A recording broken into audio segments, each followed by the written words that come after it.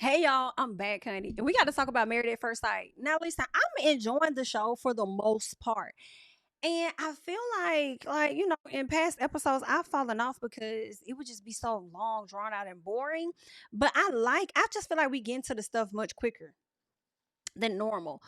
And I like it. And you know what else it is too? This is the thing. This is what also is helping it get like not only how they're editing the show with Peacock, but also that they're dropping the episodes, right? They're giving us a few episodes at a time to binge. So it feels like we've watched a good bit of it versus, oh, I gotta wait till next week. Oh, I gotta wait till next week. Oh, I gotta wait till and it just seemed like the show is going on like lamb chop song. Like it's just so much. But either way, we're gonna go ahead and get into it because now we're on episode 5 and we got some stuff to talk about. So make sure you coming into the video, you liking, you hyping, and you're also subscribing. All right. Let's get right on into it. So, Derek is feeling upset for making Megan feel blindsided because y'all know that he tried to express to her how he was feeling and she felt ambushed. And I feel a way about that. I feel like that's kind of like dangerous to me to keep using the term ambush when nobody ambushed you. It really also sounds like she didn't like the fact that he approached her on camera with his issue with her. And all of that to me ties back to her family because they got her feeling like she's supposed to be a perfect damn patty all the time, or she really is her mama child. You know what I'm saying? Like you just like your mom. But I'm confused on how do you not blindside her when you're just trying to approach her and tell her how you feel. Like that would be a problem for me in a relationship if every time I'm trying to come to you to talk to you and express myself, your response to me is always I felt blindsided. Not even blindsided. I felt ambushed. Like what? It's because you don't know how I feel. You're going to probably feel blindsided, but like it's because you don't know. And now I'm bringing you up to date on how you are now making me feel. Like I can't be the only one because I'm just like, girl, what's going on here? You know? What's going on? But she feels, she always feels blindsided. It is what it is. So Britton will. He breaks the ice because, she got upset. She went downstairs. Eventually, she came back upstairs and with her coming upstairs to pretty much get herself ready for bed, he breaks the ice and he basically is trying to have a conversation with her because clearly she wasn't going to say nothing to him. You could tell. So he asked her if it's often that she leaves without saying anything, and I'm like, I'm probably so because she ain't used to living with nobody. She ain't used to having no partner like that. So of course she's probably just gonna leave and dip out and go somewhere else. Like, of course. But anywho, she tells him that she was angry and frustrated. And if she offended him and, made him mad by comparing him to Megan, then, she's sorry. And he says, well, I wasn't really offended. The only issue I had was you saying that you ask the questions most of the time when you really haven't been asking the questions. That was just the main thing I was trying to get an understanding about. It ain't nothing about being compared to Megan because honestly, we are in the same boat. We still processing all of this, but don't act like you're more into getting to know me than what you really are is what he's saying. So she's like, okay, I feel myself getting frustrated again. We might have to table it. And so he says, that's okay. Like, we don't have to talk about it no more. Actually, that's what he said versus her saying table it. He was the one that said, we shouldn't talk about this anymore. And she says, but it doesn't feel like we resolved nothing. Y'all haven't. Y'all biggest issue is communication. So he gets up thinking that this is the best thing he's supposed to do. Go around the bed, grabs her up, gives her a hug, gives her a kiss. He tells her that he knows they aren't going to always come to resolutions immediately after disagreements, but if they can allow each other the grace and the space and to also make sure that they communicate and try again, then that's all good. Like, is she okay with that? And she pretty much agrees. But I also feel like she agrees because she knows she just don't want to argue no more, really. And I don't fault her, but yeah, she just agreed with it. Like, that's fine. Okay. At this point, I just want to lay down, possibly. So let's get back to Derek and Morgan because they talked through everything the next morning when the cameras weren't around at the time, it seems. So she says she is typically an avoider who doesn't like to talk things through, but likes to shut down. And now we know why you've been single for a long time because ain't nobody finna keep dealing with it. And that basically means to me that you are used to having things your way. And that's not how it works. So they're going to have a lot of trying to make this thing work, a lot of intentional, you know. with this to make it work. So she's working on being more vulnerable with him. And he says he feels like it's similar for him too, because he also has shown up to be an avoider at times. But we're seeing him being the person to actually try to talk things out, because he says he really do want this to work. So, and she can appreciate that, right? Of course, they talk about having kids and stuff, and he wants to have 2 to 3 kids, and she says 3 sounds like a lie. It feels like we might need to get started right now, right? And so he says, or at least he asked her, like, what did she want? And I think she said she wanted one. And he asked her if she was scared of anything. And she said, yeah, giving birth. Giving birth is scary because of the pain, right? But at some point, I mean, the fact that he said he wants 2 to 3 kids, and she's like, wow, that sounds like a lot. We might need to get started now, leaves me to believe that it's not going to take much for him to convince her to have more children. It's going to be what it is. Now, Pat, Rhonda, and Will and Brittany, they all go for bike rides, right? And then eventually they chat it up. And this is where Britt opens up about Will and the connection that they've had, and how different they are, right? The connection they have, but the differences they got going on. And she says that she learns that she should communicate when she's about to leave after being upset, because that's typically the Brittany on her own, right? Well, she could just leave. She don't live with you. I can go on about my business, whatever. I'm walking off. I don't want to deal with this right now. So she's learning how to work through that and open up, and they figure things out. Meanwhile, Rhonda says that Pat had a recent breakup, which was 6 months ago, whereas hers was about 3 years or so ago. So she's kind of confused, because she like, what the hell? I thought that his breakup was about 3 years ago. I'm sorry. You know what? I think his divorce could have been 3 years ago.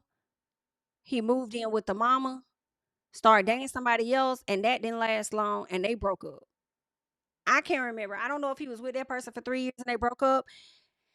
Because if he was with that person for 3 years, there could have been some overlap. He already said his wife wasn't satisfying him sexually, because he could have been cheating and went on to be with that lady. Like, I don't know. It's a lot of confusion going on with Pat, y'all. I'm not going to hold y'all. It's just a lot of confusion going on. Okay.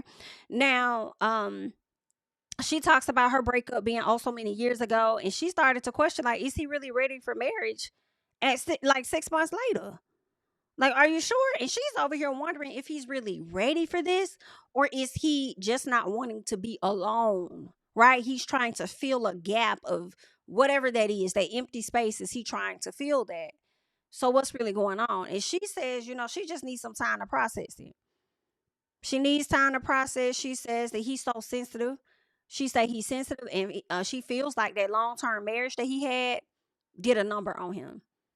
She also says that he's an insecure man, and she don't want no insecure ass man. Let me tell you something. I do not see Pat and Rhonda keeping this relationship.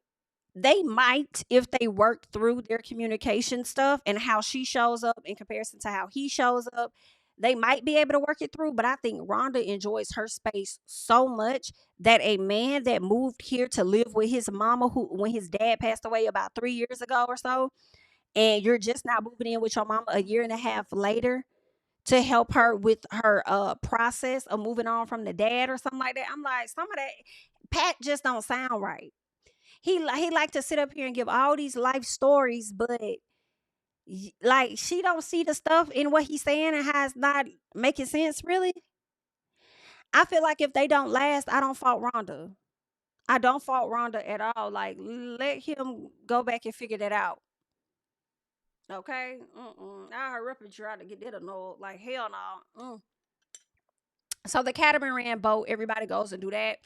Will says it's been great learning about each other and how they communicate. He tells his wife, how gorgeous she is and how he enjoys waking up to her. And I'm like, she's a very gorgeous girl.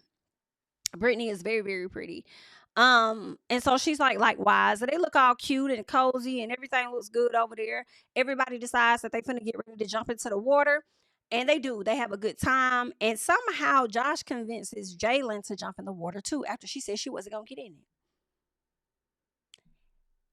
And she decides to do it after he talks to her. And I actually like the fact that she did. I actually like the fact that she kind of gave in and was like, you know what, I'm gonna do it. I'm on my honeymoon. I'm having a great time. You know what I'm saying? And I'm just gonna go for it. It ain't like I don't know how to swim, right? Because I wouldn't even try, right? But it's like, and he's gonna do it with me, and that also I feel like was like a trust factor at the same time. And maybe she felt some security with her mama being on the boat. I don't know.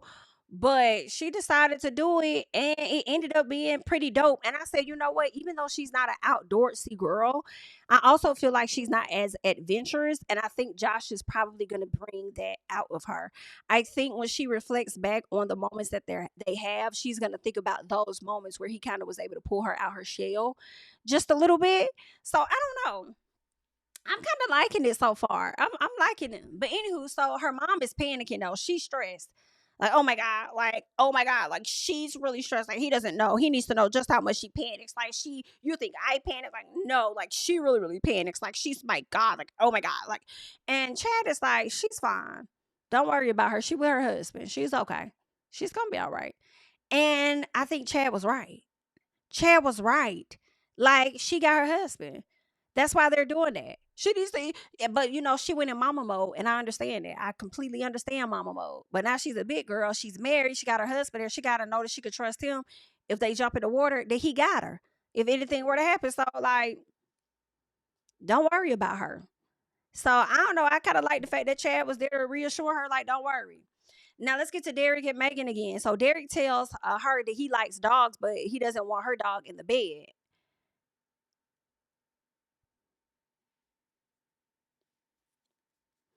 He likes dogs, but he don't want her dog in the bed. Do you think Megan gave a damn? So he's talking about how dogs snore. And I said, now wait a minute. Now you over here stressing about the dog snoring, and that's the issue.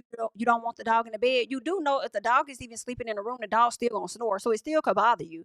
You the one that be waking up with night terrors. So cut it out. Now I don't blame him for not wanting that dog in the bed. I don't. Like I don't blame him for that. But um don't be using the excuse of the dog snoring. I feel like for me, I dated a person and I used to love that dog, and that dog loved me too. That dog would sometimes sleep in the bed and sometimes not. But when the dog would sleep in the bed was pretty big, and the dog would sleep like at the foot of the bed.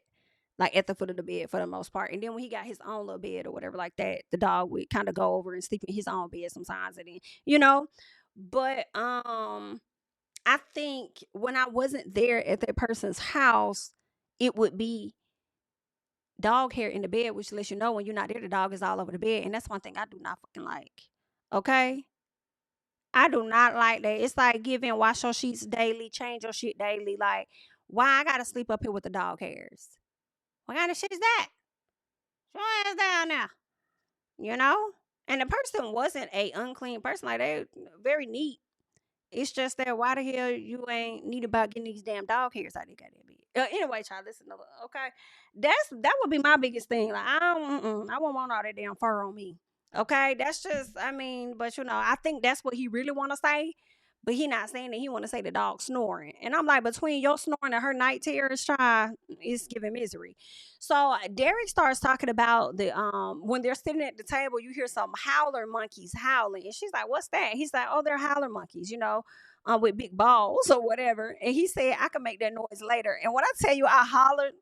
I fell out. I thought it was so hilarious. And Megan sitting over here trying not to laugh. And I'm like, you are so your mama. And I can't take it. Loosen up. Damn. Loosen up, girl.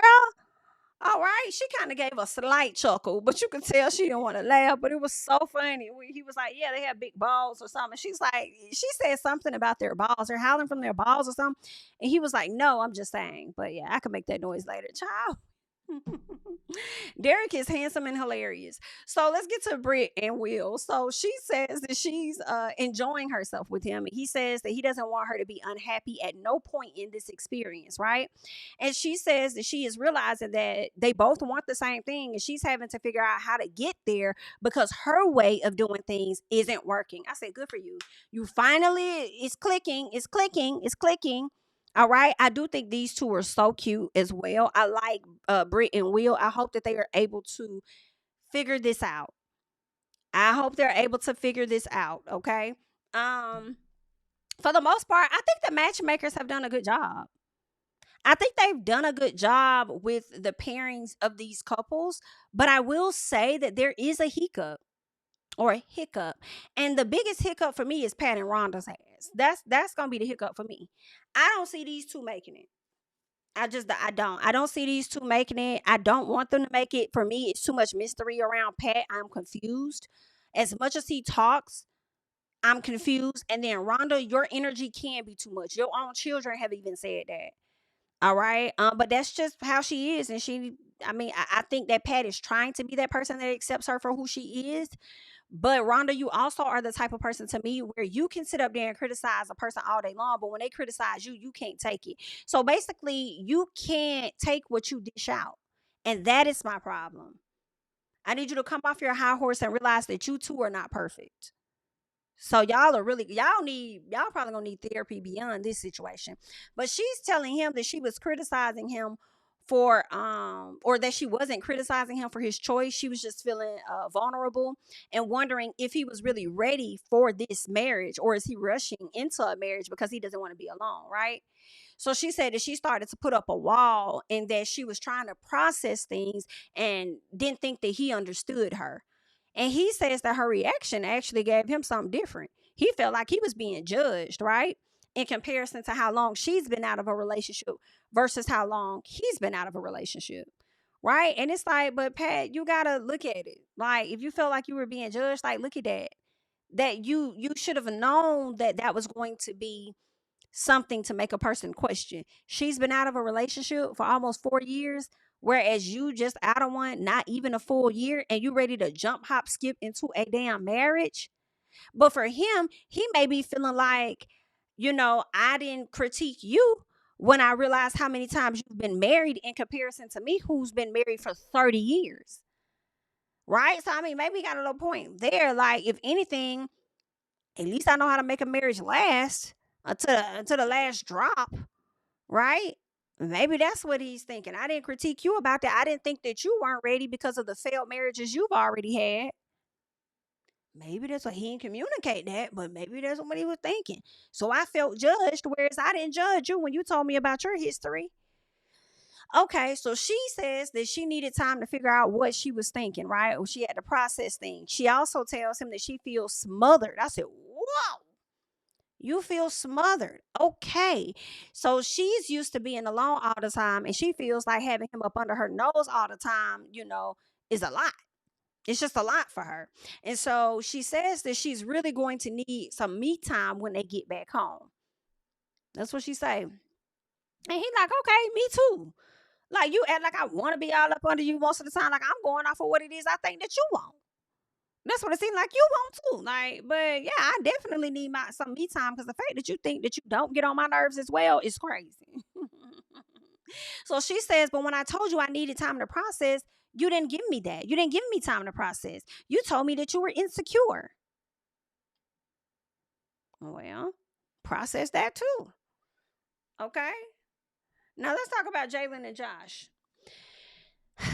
Because they spoke about how they grew up and how they grew up so different, right? I think he was more of a have not, whereas she was more of a have, right? She also went to college, he didn't, right? Her parents didn't show each other affection, his grandparents did, so much so that they would kiss him on his own lips, right? And some parents still do that with their kids all the way up until adulthood, like as adults currently. I've seen it on shows, so I'm like, oh, okay, y'all still do that. Okay, I think a cheek is just fine. Hello, a cheek is just fine with me. Now, so they're talking about that and realizing the differences. And as much as she went to college and did her thing, he didn't go to college, but he making way more money than her. So she's happy to know that he was able to go on and be as successful as he is. And she also he mentioned that of course they will want their kids to go to college, but if it got to a place where the kids don't want to go to college, then let's figure out what it is that you want to do. And I think that's totally fine. I think that's totally fine. Let's figure out what you want to do and let's help you get you to that place, because although you don't want to go to college right now, doesn't mean that you wouldn't want to go in a few years, right? Let's give you time to figure out what you want to do, and I think that's fine. Okay, his child may go on, or children may go on and start their own business similar to him and keep the family name going, and then making way more money without even going to college versus going to college, getting all these debts and student loan, and then, student loan debts and having to pay that off, and then may not even get an adequate enough job to help them pay off the damn student loans. Right? Not saying that you should not go to college, not saying that student loans should be the reason why you don't go, but I'm just saying, give them the opportunity to explore something different because they may end up doing very well for themselves without having college, potentially. I think they sold a lot of us dreams to go to college only for us to get in this financial ruin or financial debt of loans. I think college is extremely beneficial to me, in my opinion, based on the degree that you're trying to get, right? Of course, I went to college. I personally feel on the outside looking in now, I don't feel like I needed college to get into the field of journalism, broadcast journalism, which is what I went to school for. Like, I didn't have to go for that in my personal, because I see so many other people, right? They have so many other talents, and their asses are getting television shows, getting on news stations. Some people make it to the anchor desk just from being an assistant producer or some type of news assistant or editor in the news station. And based on the networks and friendships that they've developed and working their way up, their degree didn't help them get in that spot, right? Just their experience did. So some of these degrees I don't think is necessary. But if you're trying to go off and be like an attorney, if you're trying to be a doctor, things of that nature, a nurse, like more like legal degrees and stuff like a different science, technology, I feel like those people may really need one. But if you're trying to go for a theater and stuff like that, it's not a necessary. It's not a necessity for you to go to college if you're trying to do theater. Now, it's great for networking. It's great for building your resume, I feel, right? But you can still go out here, audition, and hopefully get some opportunities. Or thank God for Tubi and YouTube, where you can create your own productions and be able to get paid from building audiences over there. But anywho, child, I'm just running my mouth. Let's get back on topic. Right? Love that idea between the both of them. Now let's get to Belinda and Chad, because Chad asked Belinda what she wants to do when they get back to Austin. Like, do you want to do plays, comedy shows, musicals? Like, what you interested in? And she says, well, being romantic doesn't matter, what we're doing. We could just be at the house. So her idea of romance is cuddling up each other, like cuddling, getting affection, kissing. And I'm like, girl, that's affection. Affection is affection. I don't think affection is romance is affection to me. So when he's talking about like experiences as far as like we could do musicals, we could do what he plays and things like that. I feel like that might be a level of romance connected to it, in my opinion. Even though with her was saying we could be at home, she's not fully wrong, because when you can be at home, you can do like you could cook dinner together. You could get a chef to come in and do things. Like, there's a lot of things that you could likely do within the house with romance, but I don't think that romance is affection. But that's just me. Just like they got two different definitions of it, I'm more so on Chad's side with it. Even though I agree, some things you could do at home. You could bring the masseuse to the house, right? You could bring the chef to the house. You could make a whole romance night at the house, right? Um, so yeah, but I'm like, affection is affection. Anyway, he does plan on keeping her smiling though all the time. So whatever it takes for her to keep smiling, he gonna make sure that happens. And I'm like, all right, then, Chad. Right. So she says that she's seen many sides of him while on their honeymoon, and she really likes him so far. And of course, he likes her too. Right. He feels like she balances him out as well. It was more that Chad was going to say, and he was really struggling to get his words out. And I thought this was so funny because the producers tried to step in and help him. And he was giving, like, I don't want your help. I'll never forget when I was in college. I mean, no. This was in high school. But I was in this program called Upward Bound. And we would take classes on the weekends at a college, which is the college I ended up going to, right? And I did this poem one time in my class for Maya Angelou's Still I Rise. And I think I was like the only person, because we would have to take class on Saturdays. So yes, I went to school during the week and I still went to school on Saturdays. But the good thing was that I got paid, okay? And I had stacked that money up just from getting paid to go to school on Saturdays. But anywho, I had did in class this poem, Maya Angelou, and my teacher loved it so much, or whatever. I was like the only person I think that got an A on that particular thing. So then later on, we were doing some type of program, and she gave me, I'll never forget it. She gave me like another poem that I was struggling to learn, and she tried to help me out. And I thought that moment with Chad was so funny because he kind of stopped and he was getting frustrated. And I remember doing the same thing similar. I ain't snapping nobody, but I was just like, I'm gonna get it, I'm gonna get it, I'm gonna remember it. And I was just standing up there on the stage. And it was rehearsal. It wasn't the actual program. By the time the program happened, like I had it down pat. But it was just so funny that in that moment, I'm like, I can relate though. I'm like, don't tell me, don't tell me. If people try to tell me what it's, don't tell me what it, don't tell. I don't need you to tell me what it said, right? Hilarious. But as his big grown ass sat up there, I hollered. So the producers tried to help him, and he was sitting up there like, I basically, can you let us get it out? Like, can you just let us have a conversation here? And I'm like, but you ain't talking though. So he says, you know what? I'm done. He gets up, he grabs her, they walk off. I laughed so hard. I said, yo, is you cool? Is you cool, Chad? Is this the stubbornness that your sisters were talking about? What is going on? I holler. This was so funny to me. So, anywho, when they get upstairs, you could tell she looks like she was pissed with him. She was pissed. He knew it too. So he apologizes for making things awkward. And she's like, it's about respect for real. It's about the respect. And he says, she felt like he was disrespectful. He didn't think he was, but she's like, I mean, to the people around us, basically, you was disrespectful as hell to the producers. Like, that's just what it is. And he was like, well, I didn't think I was being disrespectful. I was just, voicing my frustration. Well, you should have been frustrated with yourself that you couldn't get your thoughts out. They was just trying to help you. So that's a flag for me. That's a flag for me. All right. And this is the thing, the sister's saying that, he has his stubbornness and, you just have to chip away to get to the good parts. No, he should have chipped that shit away in a therapist's office. Okay. So she says that, we'll agree to disagree. How about that? And she says, she doesn't want to tell him how to react to things, but she wants him to consider her when he's reacting. And he says that he didn't see any other way for him to express his frustration. But, he says that he's going to work on it ultimately. He says, I'm used to being the person to bark the orders and tell people what to do or whatever. He says, and it's difficult for him, but I'm going to take accountability. All right, for what it is that I did, and I'm gonna work on that moving forward. And she says when it comes to apologies, that she don't get over stuff that fast. And you know what? I ain't even gonna say that she should, even though in this process, I believe she is. I believe she is gonna get over it, but I think she's gonna keep it as a mental note though.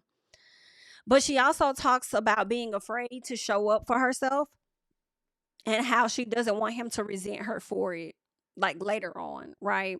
Um, and so she says that she doesn't want it to backfire and for him to think that she isn't on his side. And he says there's no side. He says you feel how you feel and you're supposed to feel safe here at the end of the day. So basically, however you feel, and like he said, his goal is to make her happy, so he's gonna do his best to do that. But she's just wanting him to be a bit more proactive and think about that ahead of time and ways to prevent him from getting to the place that he got to earlier. Okay, but that's that. Now, Brittany and Will, he was not lying when he told her that his favorite color was pink. Cause the way Will showed up in that pink lace bun down top, honey, I said, okay, 2 snaps. Go ahead then. So he's asking Brittany how she's feeling. And she says it's always one thing after another. So she's upset that he isn't, open to being intimate with her. So now she want to hunch on him again, as we already knew, right? He's not interested. She says it's not a good feeling. It makes her feel rejected by him. And he says he apologizes, if his delivery wasn't any better than what she wanted, but he thought that it was prudent for them to just take their time with that. And I agree. Like, it's okay. It's okay if y'all take y'all time, but I also understand her feeling like he doesn't want her or he doesn't desire her, right? I totally get that. I totally get that because it may make her think like, am I not attractive? Like, of course, they're new to this. But if they weren't new to this, she probably would think like, is there somebody else or whatever the case is? And this is where they just got to learn more of each other. He doesn't like the uncomfortableness, and I can't fault him for liking the uncomfortableness. I don't want to do this with you, and then every time it's something after we do it. You got a question like, oh, did we do this right? Or did this happen? And then now I feel like I've harmed you, or I feel like I forced you to do something that I didn't even force you to do. Like, I just don't want to be the person at fault for this. And for me, I understand what he's trying to say, but I also get her feeling rejected and not wanted by her partner. Right. So he says that he can wait. It's not a big deal for him. And she says in her mind, it's hard to move forward if she doesn't feel wanted by him. And he's like, it seems like, and I'm so glad he said this because this is exactly what I was thinking. He tells her that it seems like this is the biggest facet. You gotta fuck for that. I said, my girl, she been out here just giving it out, okay? She don't know what she doing, just giving it out. Like that's what she has been doing.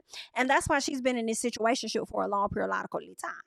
Okay, or situationships, because she's used to just hunching and putting that thing on guys, showing them what she could do sexually, and think that that's supposed to keep them around, and it's not. And that's the only way that she feels wanted. So I don't know, but he not wrong. Like I can't show you in other ways that I want you with the other affection that I give you, the interest that I take in getting to know you, the time I take. Like there are different ways to show a person that you want them, and it don't have to always be sexually. I was glad, he pretty much let her know that. And she says that she doesn't want to be married to someone who doesn't want to talk to her. I said, oh, here we go. Girl, that man ain't never had said he didn't want to talk to you. She talking about a man that's distant. Girl, that man ain't never had said he was distant and didn't show that he was distant with you. You took that upon yourself to believe that he was being distant because he was shutting down the box. Okay? And then she says, and now you don't want to be intimate with me. I said, girl, I can't stand when folks create their own stuff in their head. And that's not much what the person said. She says that he wouldn't like that if she did that to him. And do you know this man says, but if I did do those things to you, then you have every right to pretty much feel uncomfortable and to react the same way that I did. I said, exactly. Exactly. And people be putting all this impression on a 2-parent household, and she over here operating like she ain't even had no daddy in the house. Like she ain't never even get no love, but also she ain't never see her parents get that type of affection. So I don't know what she been yearning for or whatever. But it's like, how don't you know that? He may not like it, and that's fine. He don't like it, but it don't mean that you don't get to react how you react. Like you made me feel uncomfortable. I'm not gonna do that with you. He can feel how he want to feel. So yeah, I don't know. Y'all let me know in the comments. Now she says to him that she needs a break. I said, this girl needs and she craves sex, baby. She needs it and craves it. And I just feel like, okay, you need it, you crave it, whatever you like, say whatever. But you're not communicating to him how important that is for you in a relationship. What you do is you're expressing to him the triggers and how, oh, you withdrawing and how it makes me feel when you do this, but you're not expressing to him like, in relationships, for me, it's very important that I feel connected to my partner by way of sex, whatever. And he's probably still gonna turn you down, and then y'all could just work through that, and at some point y'all will get to that place, right? But anywho, it is what it is. Okay, it is what it is. Let's get to Pat and Rhonda, because Rhonda is nervous at this point. Rhonda is concerned about moving in with Pat, right? She already told the man that she gonna need some space earlier. So we'll see how this gonna play out, because they're about to wrap up this honeymoon, and it's about to be time for them to go back and move into their homes, whatever they're kind of like, Love is Blind. They're gonna go and find their apartments. They're gonna move into their apartments, live together for a little bit before everything is all said and done. But yeah, girl. So that's crazy. I don't see Rhonda operating very well with having to share her space with this man. I just don't see it going over very well, but we'll have to see how it's going to play out. But that's all I got for you guys at this time. Leave your thoughts and comments down below, and I'll catch y'all in the next one. Bye.